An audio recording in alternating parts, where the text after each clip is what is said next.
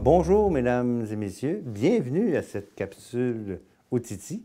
Aujourd'hui, nous sommes au musée Lucienne Maheu, qui est situé à l'intérieur des murs de l'Institut universitaire en santé mentale de Québec. Et nous sommes dans une reconstitution du bureau du surintendant médical qui existait à l'époque. Et on a pensé inviter une personne que j'apprécie beaucoup, donc à tout seigneur, tout honneur, le docteur Simon Racine, qui est directeur général ici à l'Institut universitaire en santé mentale de Québec. Bonjour, docteur Racine. Bonjour. Comme première question, d'abord, quelles sont les origines des soins en santé mentale ici à Québec, même à Montréal? Cet hôpital a débuté en 1845. Ce sont 3 médecins qui ont acheté une petite bâtisse, qui se sont investis pour traiter les malades de l'époque, mais traiter, le mot est plutôt fort, parce que les vrais traitements qui ont permis de contrôler certains symptômes de la maladie, on parle des somnifères apparus vers les années 1940, mais les premiers neuroleptiques, les largactiles, vers 1952-1954.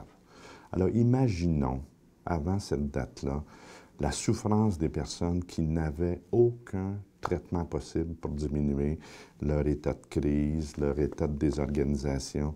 Donc, on peut imaginer que l'internement, pas seulement à l'intérieur de l'hôpital, mais pour la société, la seule solution pour les patients dérangeants, les personnes dérangeantes, c'était de les faire admettre à l'asile. Donc, le passé de cet hôpital, c'est un passé asilaire.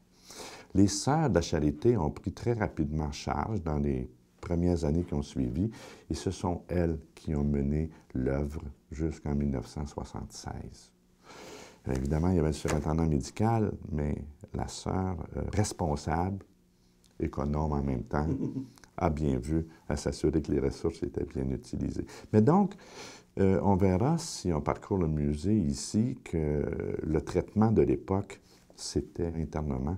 Où on en est rendu aujourd'hui avec les soins et les services en santé mentale? Et on voit que la perception sociale de la maladie mentale évolue avec le nom de cet hôpital, un asile. À l'époque de la possession anglaise, ici à Québec, ça s'est appelé le Québec Lunatic Asylum. Ça traduit comment la population percevait la maladie.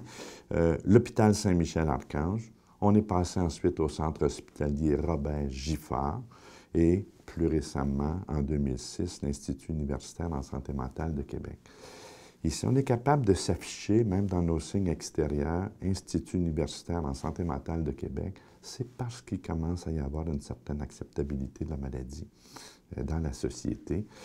Et tantôt, on parlera peut-être un peu du futur, mais l'approche aujourd'hui de la maladie mentale est complètement différente. D'abord, c'est une maladie qu'on est appelé à considérer comme les autres maladies, pour laquelle il y a des diagnostics possibles, il y a du traitement, mais il faut se dire que c'est la maladie probablement qui a le plus de retard par rapport à d'autres en termes de recherche, de dépistage, de traitement précoce et de rétablissement complet pour la quasi-totalité des personnes qui sont traitées.